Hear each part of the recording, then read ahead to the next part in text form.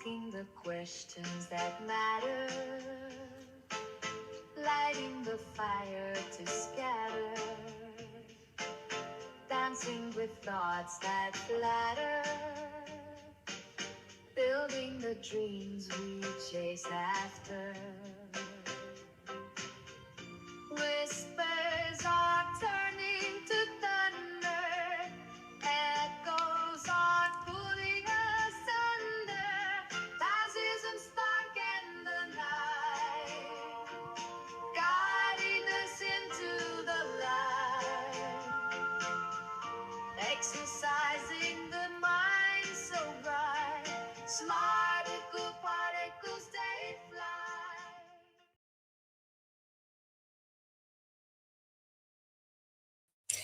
Good afternoon, good afternoon, good afternoon. It's another episode of Chasm catching up with the Epstein Maxwell files and all the updates. Let's get into it. Bill Clinton opening statement says he saw no signs of Epstein abuse. The former president is telling the House Oversight Committee that his brief acquaintance with Jeffrey Epstein ended years before his crimes came to light. That's according to a printed copy of his opening statement as it was prepared and released by the Clintons' office. I saw nothing and I did nothing wrong, Clinton says. I saw nothing that ever gave me pause. Clinton's remarks state that he is testifying to offer what little I know so that it might prevent anything like this from ever happening again, and because the girls and women whose lives Jeffrey Epstein destroyed deserve not only justice but healing.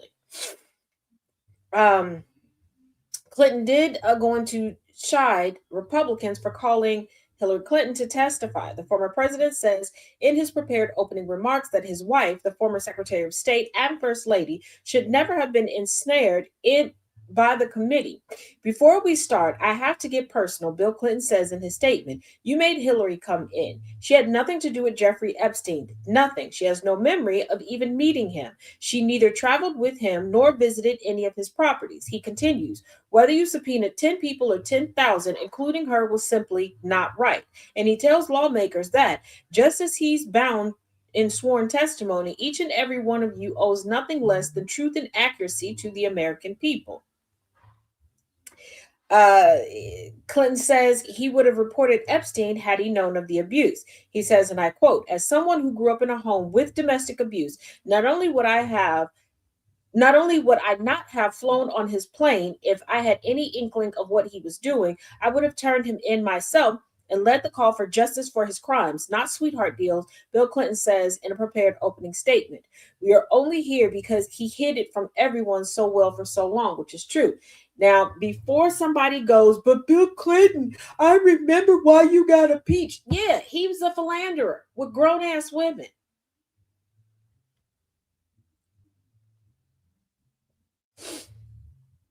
Bill Clinton says lawmakers may hear, I don't recall from him often. I mean, he is 175 years old.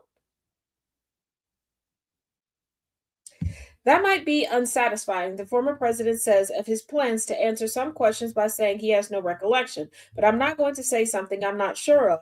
This was a long time ago. And that's another thing. This has been pushed off so long by certain people that they knew that something like this may happen. And it's also a way to poke holes in the stories, the recollections of the victims, of the survivors. Clinton adds that he is bound by my oath not to speculate or to guess, a standard that says it is not merely for my benefit, but because it doesn't help you for me to play detective 24 years later. Elsewhere in his prepared opening remarks, Bill Clinton is more emphatic, about his own actions. I know what I saw and more importantly what I didn't see, he says. I know what I did and more importantly what I didn't do. Let's not forget that both of the Clintons are attorneys. Bill Clinton uses his Epstein testimony for civics advice and to tweak Republicans. Bill Clinton says in his prepared statement that no person is above the law, even presidents. He agreed to testify, he adds, because I love my country. Bill and Hillary Clinton initially pushed back because subpoenas they called a partisan stunt by Republicans. They yielded but demanded proceedings be open. Republicans refused. The search for truth and justice, Clinton planned to tell lawmakers, is more important than the partisan urge to score points and create spectacle. He added a wish that political discourse be ratcheted down. Democracy requires every person to play their part, and I hope that by being here today, we can bring ourselves a little further away from the brink and back to being a country where we can disagree with one another civilly, he says, adding, I'll do my part and I hope you do yours. Now, for a moment, we're going to go to my handy dandy notebook. Like I told you yesterday, Hillary Clinton was called in for her deposition. I've got some notes regarding that, so let's go through these. Now, the deposition of Hillary Clinton was abruptly paused. And why was that? Let's pull this up.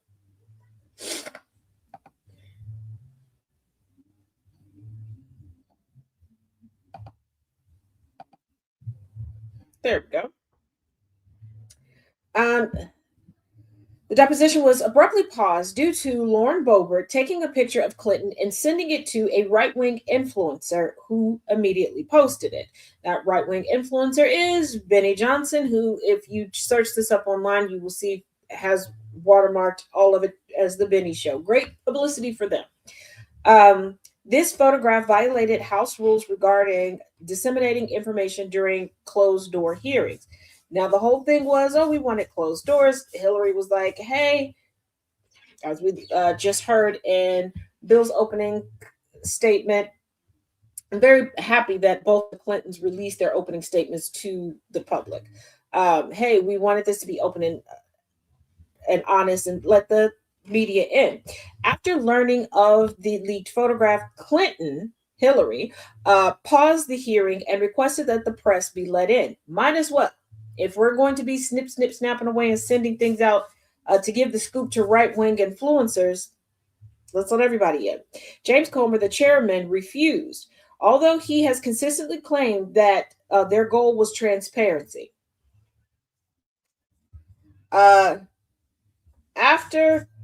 Shortly after all this and some back and forth, they did continue on with the deposition. Clinton said that she was asked many questions repetitively and she kept giving the same answer because there was no change in it. She said she was asked about UFOs, yes, UFOs, and Pizzagate, that conspiracy theory, the egregious conspiracy theory that it's already been proven she had nothing to do with, and what Pizzagate had to do with Jeffrey Epstein, I don't know. In the context of Hillary being mentioned in the Epstein files, it was from a series of emails where Epstein was discussing her 2016 presidential bid and campaign.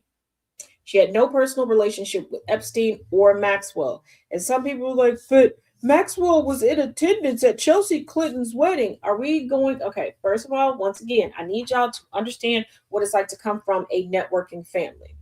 A lot of families use weddings, regardless of who is getting married, for hobnobbing and network. And let's not forget, Bill Clinton had the Clinton Foundation. Once again, Bill Clinton had the Clinton Foundation.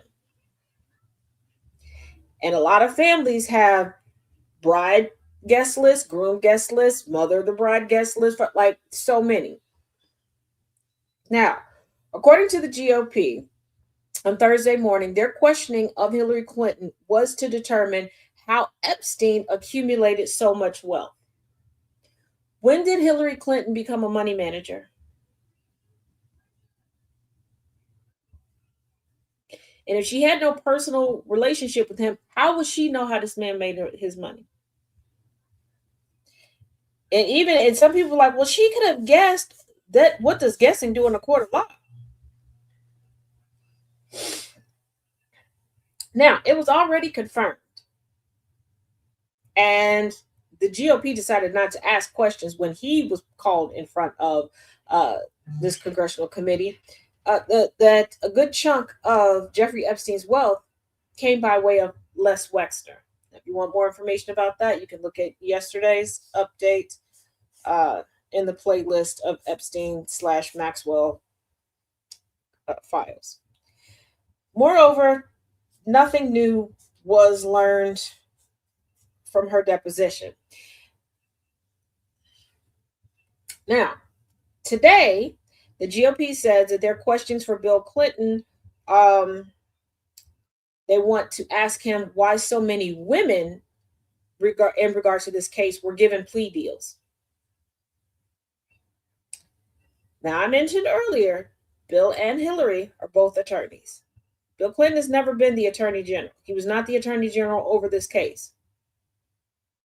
He has not prosecuted any parts of this case. He is not, from everything that I've seen and talked to other people who have done research into this also, has not prosecuted, negotiated anything regarding Epstein, these charges, no, nothing. Has not represented any co-conspirators, nothing. So why? I don't know. They do want to ask about Epstein and the Clinton Foundation. Now that, valid question to ask there. Now, according to the GOP, in regards to the deposition of Hillary Clinton, according to Nancy Mace, she claims that Hillary Clinton was screaming and unhinged during the deposition. I don't believe that. James Comer said that Hillary Clinton deferred much to her husband. Well, she said that she didn't know this man, Epstein, and it appears that they kept asking her questions based upon her husband's knowledge and dealings with Epstein. So she's like, you have to ask Bill that. You have to ask my husband that, which is fair. James Comer went on to claim that Hillary and Epstein had to have had a personal relationship, and he concluded this due to Epstein saying in an email that Hillary Clinton looked different in person.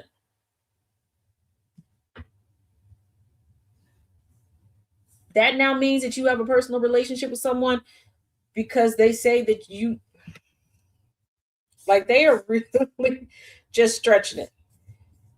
Now, also, according to James Comer, he said that he believes C-SPAN will be airing the footage from start to finish very soon.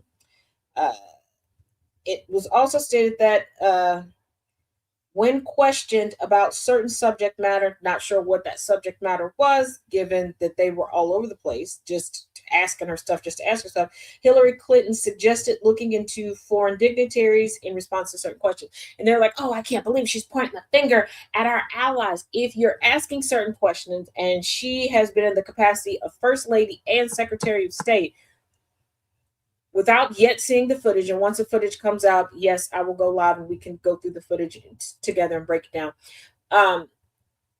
But if you're asking her certain questions and she's like, I don't know, but this person would know.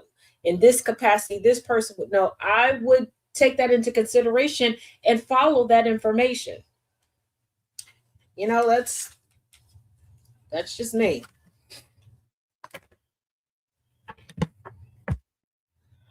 But it seems like they were just trying to run with a narrative. That's what I got from it.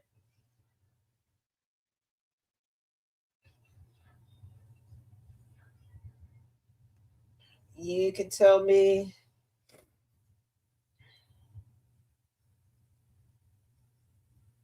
what you got from it. Now, circling back to what we know thus far regarding Bill Clinton's deposition, according to Republicans, Bill Clinton is being cooperative. Republican Representative Anna Paulina Luna just gave an update about at 11:36 a.m. Eastern on how Bill Clinton's deposition was going so far. She says that the former president is being cooperative and the committee is getting a clearer picture. She added that she won't provide further details on the deposition because it's still ongoing. Now, keep in mind, James Comer said yesterday that every so often a member of the committee would come out, take questions, and update the people on it. About an hour ago, we were at the 2-hour mark of Bill Clinton's deposition / testimony. There are a few extra news crews that showed up, but the rhythm of the day is pretty similar to yesterday when Hillary Clinton was there for her deposition.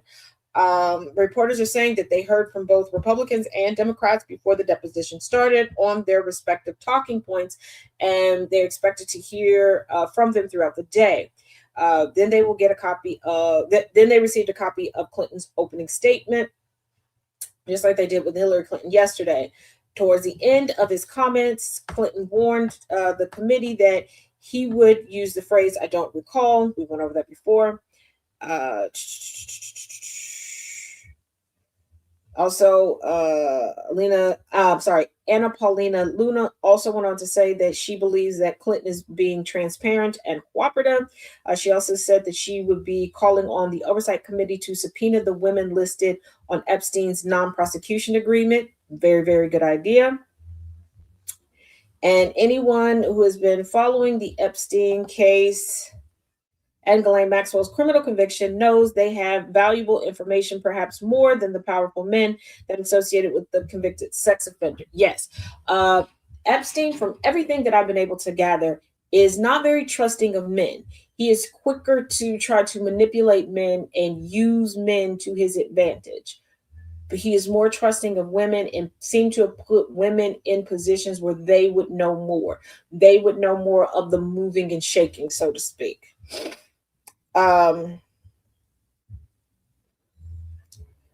Now, in a mini presser before the beginning of the deposition / testimony, Democrats did say that it is imperative that the footage of these depositions be released within 24 hours of the depositions being taken, and they should not be edited or redacted in any way for the sake of full transparency. All right, let's move into some more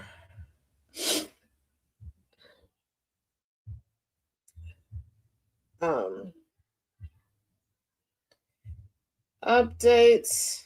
Now, continuing on with the Guardian story that we started to discuss yesterday, we're going to pick up where we left off. Epstein also raised complaints about less than friendly treatment from other CBP officers, Border Patrol, with his friendly agents, two eliciting promises from supervisors to look into perceived ill treatment. The Guardian contacts CBP and the Department of Homeland Security for comment. After publication, a spokesperson for CBP said any claims of misconduct are thoroughly investigated and appropriate action will be taken as necessary. In March 2016, Jeffrey Epstein was burdened with logistical headaches. 8 years after pleading guilty to charges of child sexual exploitation, the billionaire continued to enjoy a jet-setting lifestyle, regularly traveling between his homes in New York, Florida, New Mexico, and the U.S. Virgin Islands on a fleet of private jets. Travel between the mainland U.S. and his compound on Little St. James was complicated. Flights to St. James were treated like domestic flights, but flights departing St. Thomas for the U.S. airport had to clear customs and immigration control. Epstein and his personal pilot, Larry Vysotsky, typically expedited this process by pre-clearing in St. Thomas. Pre-clearance is a long-standing CBP program that allows travelers to go through CBP inspections at certain overseas airports rather than upon arrival. Emails between Epstein and Vysotsky suggest that they preferred to pre-clear whenever possible and that Epstein was often personally involved in those arrangements. But on March 1st, 2016, something went awry. About an hour out from Teterboro Airport in New Jersey, a popular airport for private and corporate jets in close proximity to Manhattan, Vysotsky received a satellite call from his wife.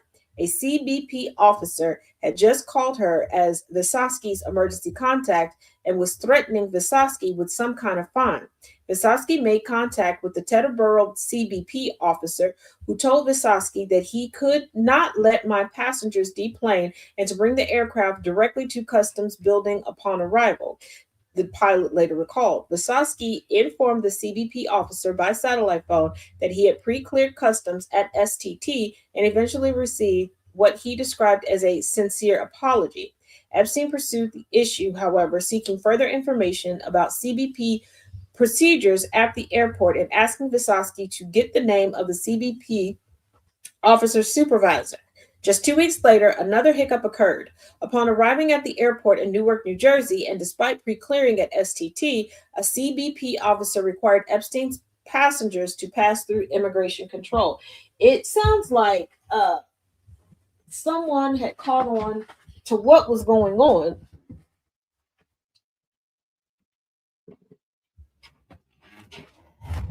And there was an investigation, and to me, it seems like it was coming to the end of the investigation. Ah, oh, excuse me.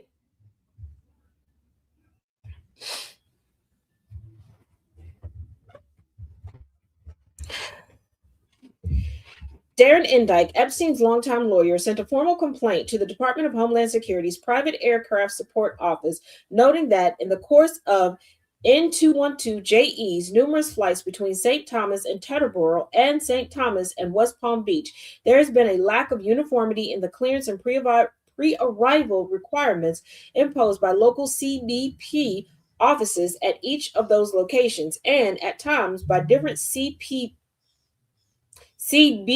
officers within them. Endike followed up on May 23rd and appears to have scheduled a conference call with staff from Private Aircraft Support on May 25th.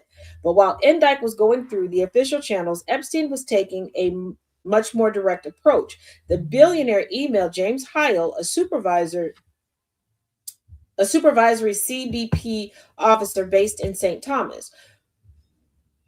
One of the passengers, a woman with an asylum application pending, work authorization, and social security card, was asked for her passport, and in it, given a B2 tourist visa. Epstein complained.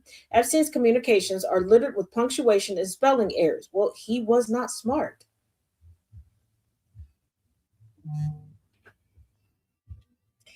The other passenger was stamped in as well, though they did not change their departure date. Heil offered to reach a supervisor up there and said, "I apologize that you are experiencing these issues again. It's not clear what actions, if any, Heil took from there." Heil did not respond to queries from The Guardian. Heil had been in direct communication with Epstein since at least 2014, documents show. An email from one of Epstein's assistants suggests Heil was scheduled to visit Little St. James by boat on February 28, 2014, though it's not known whether the visit took place. Epstein regularly emailed or texted Heil about issues he had going through customs at various airports, or to see if Heil was going to be on duty when he planned to depart STT. The correspondence appears friendly.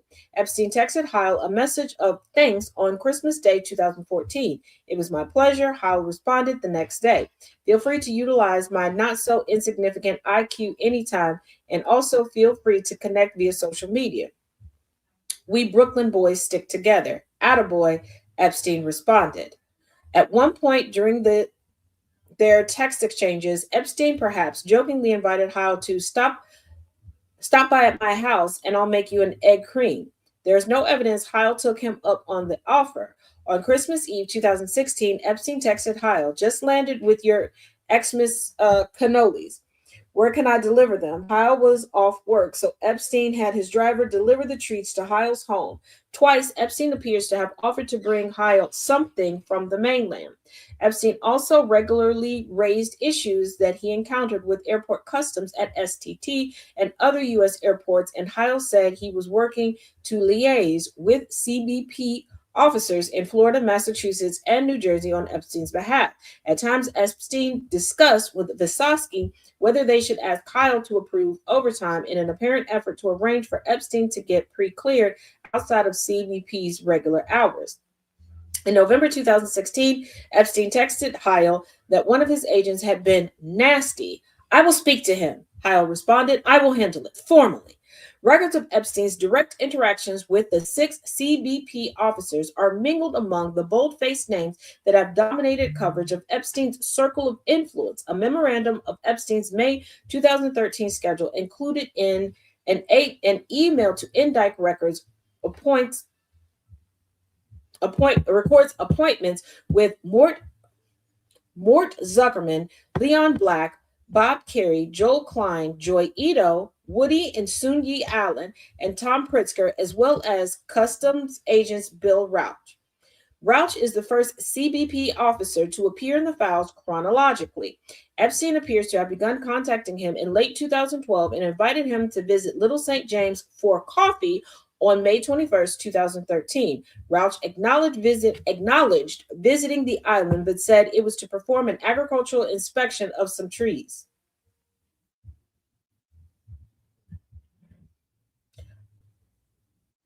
You're a CBP. In 2014, Epstein made contact with Heil as well as another agent, Jeff McNally, when Visosky had flagged as being nice. McNally was scheduled for lunch on Little St. James in May 2014, according to an email from one of Epstein's assistants, though it is not known whether he attended. McNally did not respond to queries from The Guardian. Epstein received assurance from Heil that Samuel was allowed to undertake outside employment, but Samuel appears to have declined payment. Mr. Samuel says he does not intend to charge you, one of Epstein's assistants wrote in an email. He considers you a friend and was doing this for you. If you wish to give him something, he is appreciative, but there is no fee. Heil also appears to have introduced Epstein to Gerardo Jerry Martinez, a CBP supervisor at the airport in Palm Beach, Florida. The files show regular communications between Epstein and Martinez throughout 2018, with Epstein often flagging his arrival at the airport and seeking to meet. Epstein also complained to Martinez after "your guys busted my balls" when he told CBP agents he was carrying $3,000 in cash, but actually had $11,800 in cash. Epstein repeatedly followed up with questions about the regulations on carrying currency between the U.S. Virgin Islands and the mainland U.S., with Martinez sending the question all the way to chief counsel. In May 2019, Epstein appears to have asked Martinez to help or advise in obtaining a new passport, writing, "Can I call you? Not sure what to do. I need to get a new passport with the sex identifier on it. Is it okay to travel back and forth to the Virgin Islands without a valid passport?" Epstein made 3 attempts to meet with Martinez at the airport in the ensuing weeks, though it's not clear if they met or why Epstein would turn to a CBP officer for help obtaining a passport. Martinez acknowledged interacting with Epstein when reached by The Guardian by phone, but not immediately responded to further queries.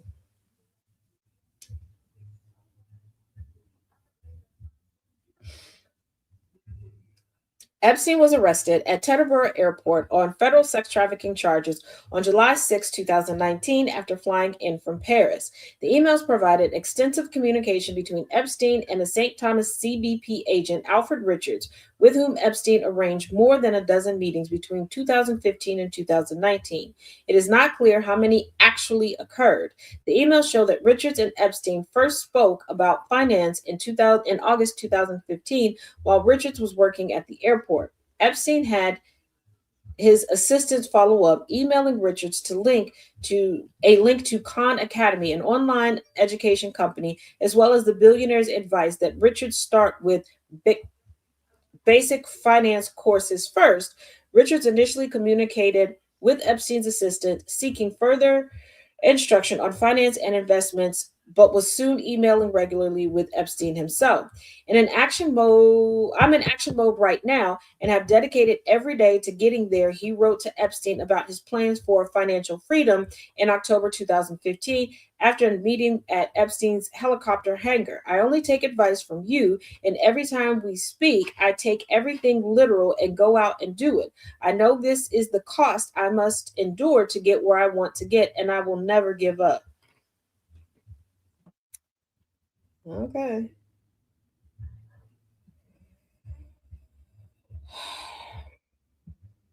I guess. You like it, I love it, child.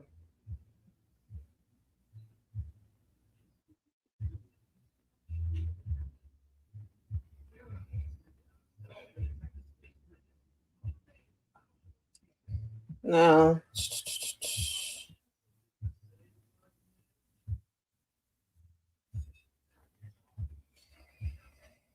Let's see. Hold on. We got another. Oops, oops, oops, oops, oops. Okay.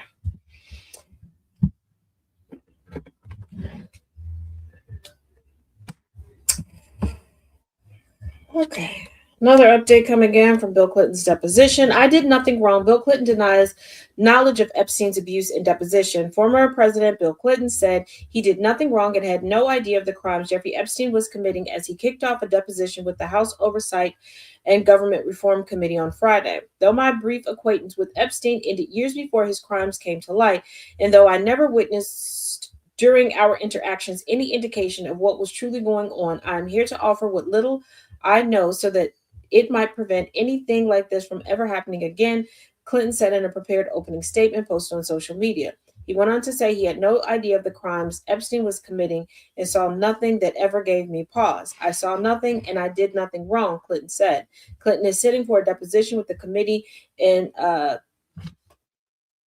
New York after he and his wife, former Secretary of State Hillary Rodham Clinton, reversed course and agreed to interviews as they face being held in contempt of Congress for defying congressional subpoenas. Keep in mind, they turned it down before because they said they just wanted everything to be public and on the up and up.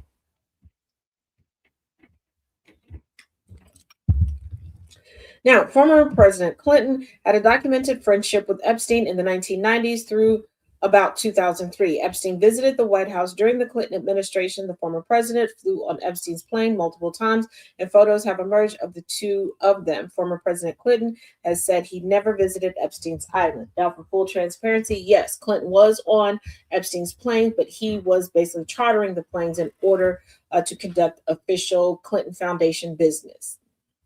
These weren't a bunch of willy-nilly personal vacation leisurely flights. Alrighty.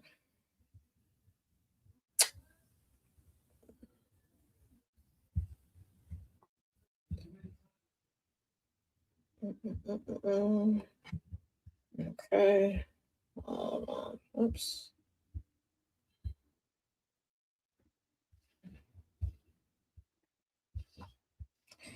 The Epstein files just claimed the executive who interviewed Trump at Davos. A month ago, Borg Brende interviewed U.S. President Donald Trump following his address to government and business leaders in Davos, Switzerland. On Thursday, the president and CEO of the World Economic Forum, which organizes the annual gathering in the Swiss Alps, announced he was stepping down following an independent investigation into his relationship with the late sex offender Jeffrey Epstein. Brende's resignation is the latest in a string of high profile departures linked to the publication of the so called Epstein files, a collection of millions of emails and other documents detailing the activities of the disgraced financier. After careful consideration, I have decided to step down as president and CEO of the World Economic Forum, Brent, a former Norwegian foreign minister, said in a statement. My time here, spanning 8.5 years, has been profoundly rewarding. The forum launched the independent review earlier this month when it emerged that Brende had attended 3 business dinners with Epstein in 2018 and 2019, as well as communicated with him via emails and text messages. At least one of the dinners took place at Epstein's home in New York, emails show, just weeks before the financier was arrested on federal charges of child sex trafficking. Back in 2008, Epstein pleaded guilty to soliciting sex from a minor and was subsequently sentenced to 18 months in prison. In a statement earlier this month, after the WEF launched its probe, Brende said he had been completely unaware of Epstein's past and criminal activities and would not have communicated or attended dinners with him had he known. I recognize that I have conducted a more thorough I recognize I could have conducted a more thorough investigation into Epstein's history, and I regret not doing so, he added. There was no indication Brende engaged in wrongdoing, but he joins a growing slate of business leaders and others who have had their careers derailed by revelations contained in the Epstein files published by the U.S. Department of Justice since late December. That list includes Hyatt Hotels executive chairman Tom Pritzker, top Goldman Sachs lawyer Kathy Rumler, and Sultan Ahmed bin Sulayem, the CEO of Dubai logistics giant DP World. For a full list, we've already gone through the list so far of those that have been asked to resign and those that have just voluntarily resigned. Let's see.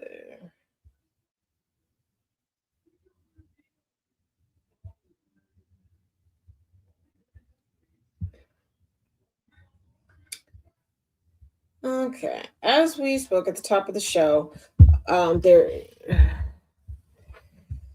real quick.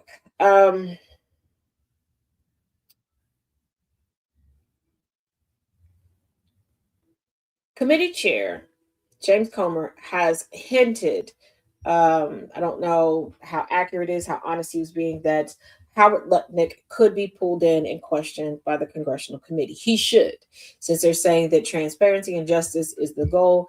He is named in the files. He needs to be asked about the files, especially if you're going to bring in Hillary Clinton to ask her things that how in the world would she know?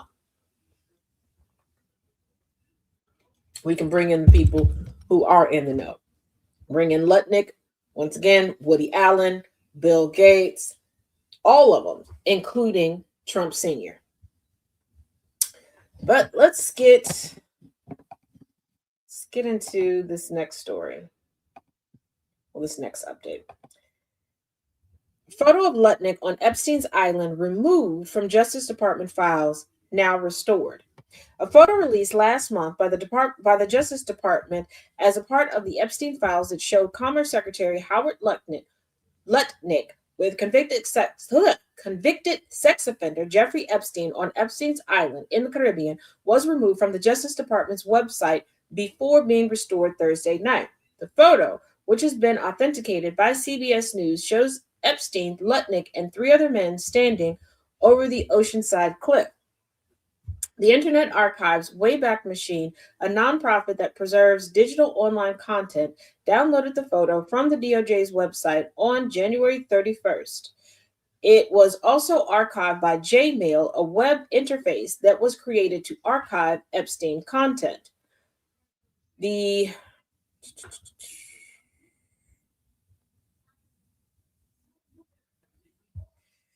photo was released under file number EFTA01230639. That file number again is EFTA01230639 on the DOJ's website. At some point, it was removed, and the link pointed to a page not found. However, within hours of publishing the story, it was restored Thursday night. CBS News reached out to the Commerce Department and the DOJ for comment. Emails that were in the millions of newly released Epstein files showed that in 2012, Lutnik, his wife, and their 4 children planned a visit to Little St. James, a private island where Epstein had an estate. This contradicts. And yes, we got to get technical when we're going through these files. We most certainly have to get technical when we're going through these files. Hey, Jay. Lutnik said, "Oh, my family and I, we did end up having lunch with Epstein on his island, but it wasn't like planned. We were just on a boat and happened there." Is that some rich people shit to say? Yes. Is that some rich people shit to do? Also, yes. But this says, okay, there's email saying that it was planned. And this is a private island. You're not just gonna, that's like saying you happened past somebody's gated community and they're like, hey, you should stop in and have lunch. How would they know? Lutnik was invited for lunch on December 24th, 2012. Context is key. Absolutely, Jay. And here's the thing. Also, what gets me is the date. Okay, let me repeat this. Lutnik was invited for lunch on December 24th. I, too, am a parent of 4. Okay, and I've got a bunch of bonus children. People who have been around for a while. You've seen my bonus babies all in comment sections and da-da-da-da-da. There are people who decided at various stages of their life, I am their mama, and you can't tell them nothing different, and you can't tell me nothing different. And don't try to do the math. Because there's some people who call me mama. There's just a few years difference in our age. Yes. Are some of them older than me? Also, yes. Leave us alone. Okay? We are one big happy family. Family that stacks together, stays together. Okay? But Christmas Eve,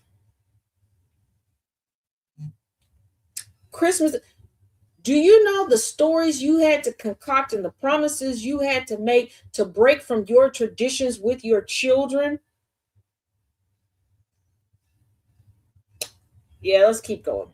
Lutnik was invited for lunch on December 24th, 2012, and later Epstein's assistant wrote on behalf of Epstein, "It was nice seeing you." Lutnik testified before a congressional committee earlier this month, acknowledged visiting there with his family.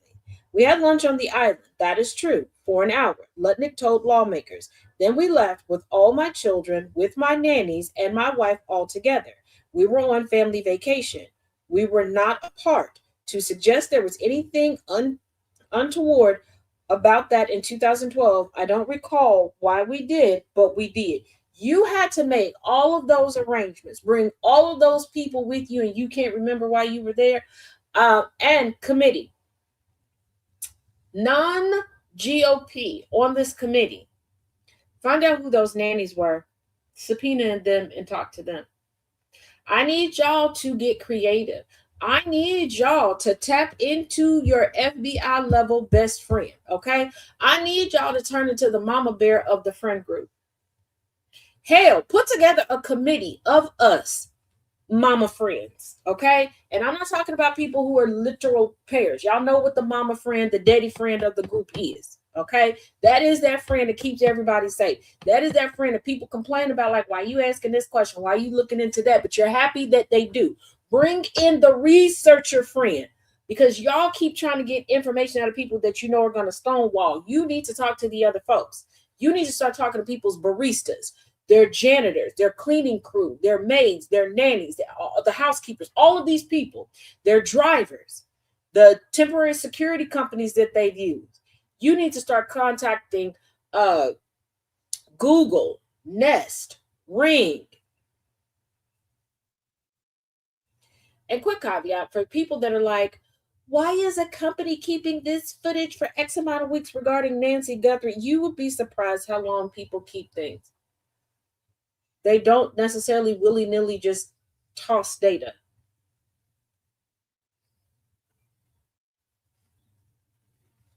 And 2 weeks isn't that long of a time. Lutnik has not been accused of any wrongdoing in relation to Epstein, and in the hearing he said he had nothing to hide, absolutely nothing. So why did you lie from the beginning? In recent weeks, though, Lutnik has faced criticism for his ties to Epstein, who was his neighbor in New York City. Lutnik had previously claimed to have cut off contact with Epstein in 2005.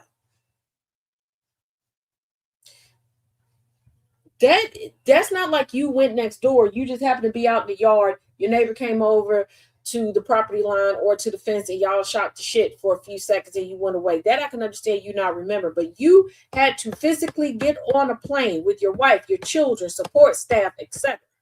around a holiday. Around a holiday. Holiday travel ain't no joke, especially with children. And you're coordinating all of this with people. Come on. Yes, evidence is kept a long time. It is. It is. If people get any type of inkling that something's going on, and because you never know when something is going to happen, a lot of times people keep things on a delay. They'll keep things for so long. Like I got to a point because I do have I have a stalker that pops up like a garden, like a flower. I promise you. When she pops up, I have to take screenshots and I'll hold on to them until she dissipates for the year. Then I can delete them.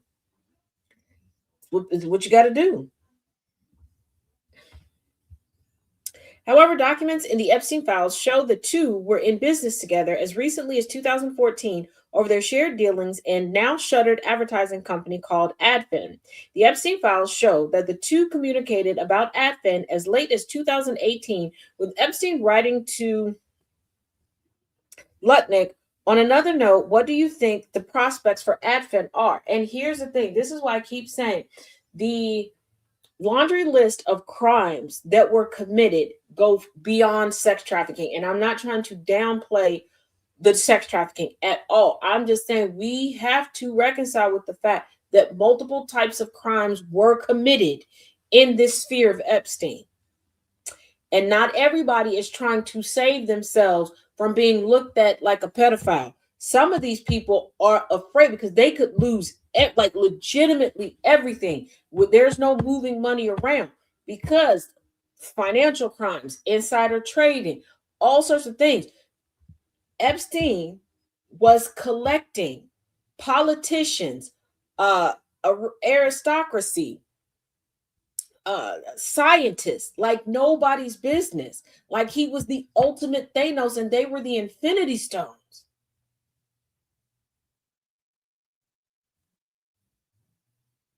So Lutnik very well may be innocent of the sex crime stuff, but is he innocent of the financial crimes? And it's already been confirmed that Epstein had a thing. He was not above stealing from billionaires. Look what he did to Les Wexner. Let's not skip over that he had to pay restitution up into the hundreds of millions of dollars.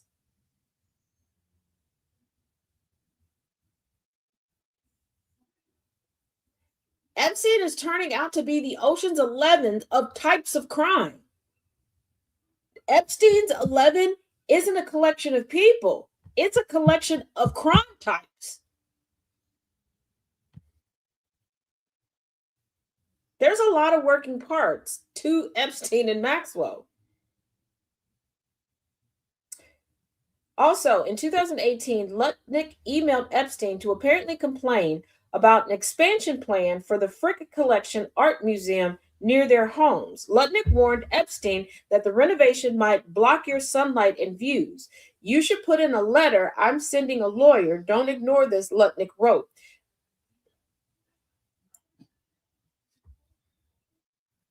An ugly Danny Ocean, boy. Oh, shoot.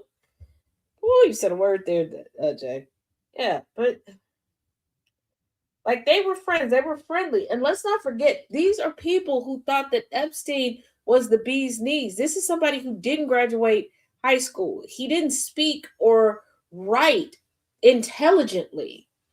He was like when I covered the whole Anna Delvey thing, and I tried to explain to y'all how easy it is to manipulate the wealthy because so many of them are imposters. They can't recognize an imposter in their mix. All these people know is that seemingly overnight, he had the ultimate rags to riches story. So yeah, they wanted to know how he got this money, how he sustained it, how he is able to live this lavish, TV wealthy type of lifestyle. And what do I mean by TV wealthy? Because if you truly look at it in reality, you all have seen it played out many, many times. I'll use MC Hammer as an example. We saw MC Hammer amass a lot of money, try to take care of a lot of people, live a fast life, live a flashy life, and then boom, broke. Mike Tyson, also fast and flashy. Not too many people can live the lifestyle that people try to portray to you wealth looks like.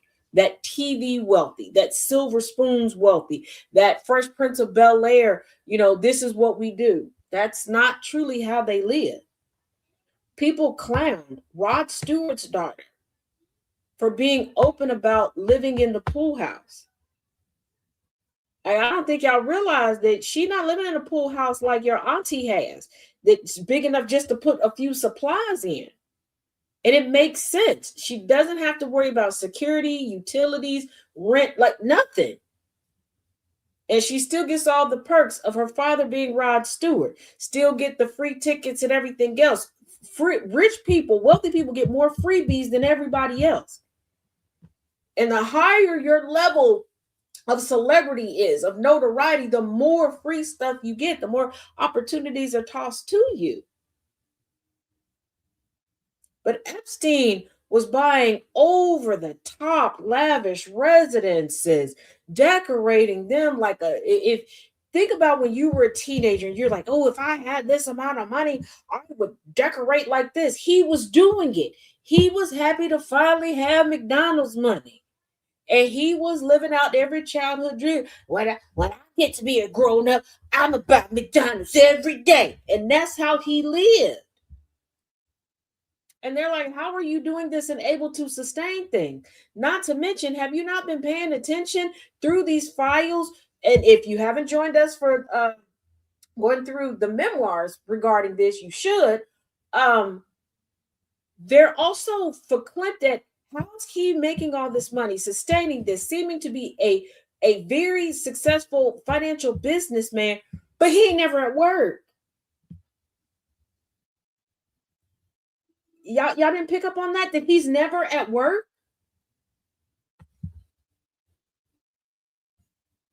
He's at home getting massages. He's jet setting. He's meeting with this person, that person, but they're not discussing business.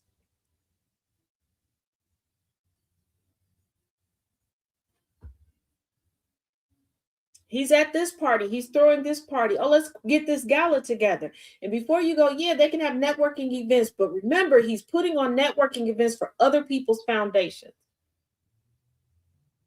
raising money for other people's research.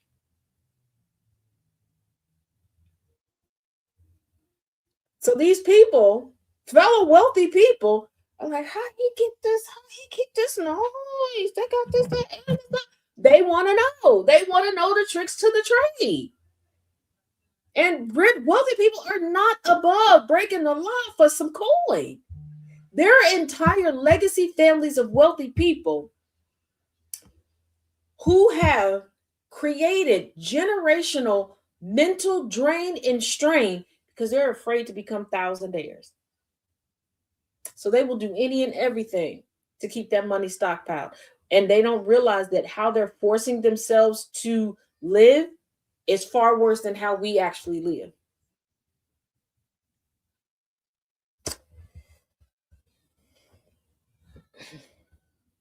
But you know, sometimes you can't teach an old dog new tricks. But that's what we have for now in regards to all the updates. Oh, wait a minute. Wait a minute. Sorry.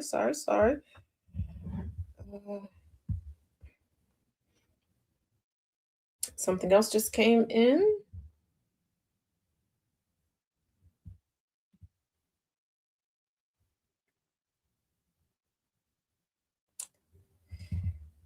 We talked about this a little bit previously, but I guess we can talk about it a little bit more, given that there is yet another article regarding this. Oops. So, Epstein files expose eerie FBI tip claiming Ghislaine Maxwell was spotted with missing toddler Madeline McCann in 2009. I'm kind of on the fence with this. Just given the age of Madeline when she disappeared, and the youngest victims that we can confirm were in the stratosphere of Ghislaine Maxwell and Jeffrey Epstein.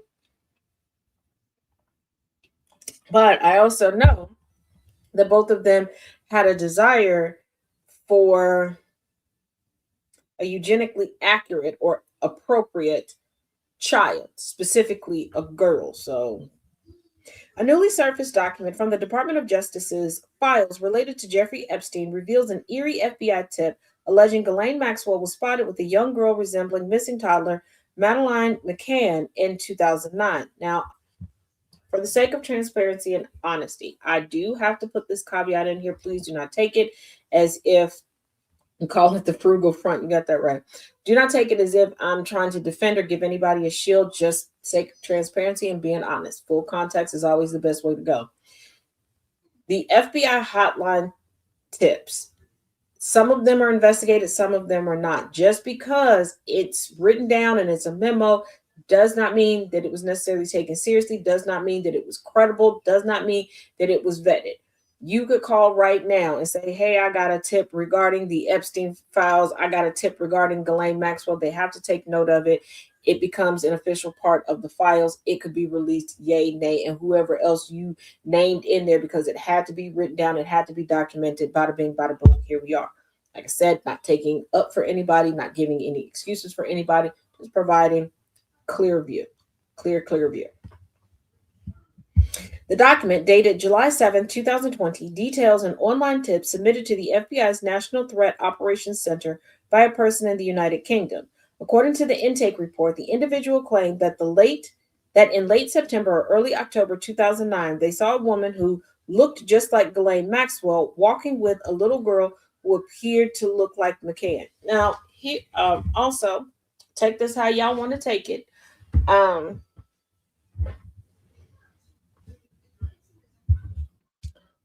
A white woman with dark hair and a short haircut. To say, oh, she looked like Ghislaine Maxwell. Ghislaine Maxwell really does not have anything that stands out until she opens her mouth. It's not she has an identifying visible tattoo that from a distance, you know, like, oh, that's her. Or she's extraordinarily tall or extraordinarily lit. No. Average white woman, average build of a white woman, dark hair, generally cut short.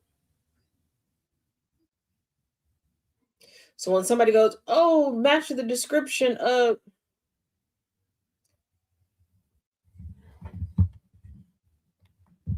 I'm just not being discouraging. I'm not a police officer. I don't play one on TV or anything else. Once again, I'm here to,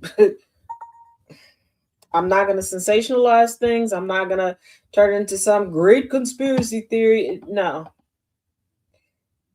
This, it's not what we're going to do. That's not what we're here for. Okay. So, in September 2009, I was living in, location redacted, the tipster wrote. It was a Sunday and very quiet. I turned off from my street onto the main road and found myself walking behind a woman and a little girl. The person alleged the woman appeared agitated and was attempting to hurry the child along. The tip further claimed that the little girl held her hand over her right eye the whole time and kept turning around to look at me.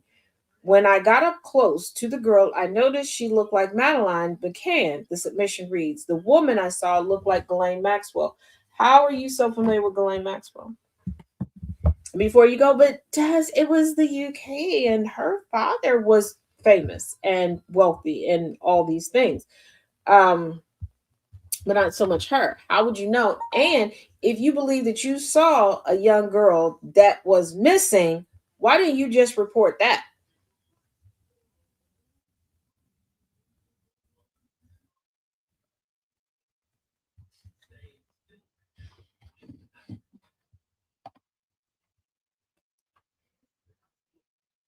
The tipster said they reported the sighting to local police at the time, but did not think about it again for years until seeing social media posts about Maxwell and the theories linking her to child trafficking. So you didn't recognize this woman as looking like Ghislaine Maxwell or anything close. And this is what pisses me off and frustrates me about these panics and people thinking that they're doing the right thing and consuming bullshit information, because it happens a lot. You hear, oh, they're into sex trafficking, they're into this. So it had to be this woman with this girl. And you don't realize you're stepping in the way and you're preventing justice for so many people, for McCann's family, for the victims of Epstein and Maxwell. Because let's not forget what happened and happens so many times. It's amazing that right now, with everything we're learning about Epstein and Maxwell, there seems to be a downtick in these stories of, well, they were looking at my daughter, and well, there's a guy, he came up and he said his phone died. And he just asked what the time was, and I knew that that was a code that they were coming to steal us. Y'all heard it. It is okay to learn how things actually go. Everything is, I need y'all to stop watching television, watching dramas and sitcoms as if they're a documentary. They're not. They're not, Bookie Butt. They are not. And you hearing about something years later and then deciding it is no different. Also, let me add this caveat because a lot of y'all don't believe that you're doing the right thing. You're using these situations for your own vindication. You're using these situations to try to vilify somebody you don't like, to try to eliminate your competition. Salem witch trials, McCarthyism, all over again. Because look at what y'all are doing to Beyonce and Jay-Z for the 1 millionth time.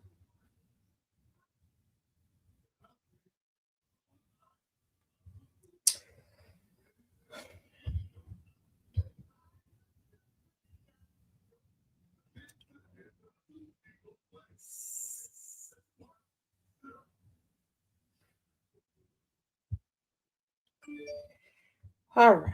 So that is all that we have currently for Epstein and Maxwell. Like I said, as soon as the footage from the Clintons' depositions comes available, I will make sure that I will get it to you and we will go over it together step by step. Other than that, I will see you all back for more updates on Monday. Other than that, I will see you at 3:30 Eastern, 2:30 Central for the Taz Effect. And I will at 5 p.m. Eastern, 4 p.m. Central have another episode of The Bride of Charlie, Candace Owens's breakdown of Eric Kirk. Episode 2 and a few other things we'll be discussing regarding the conspiracy theories swarming about Miss Erica Kirk. But as always, I thank you for joining me here for Tazisms. I will see you later.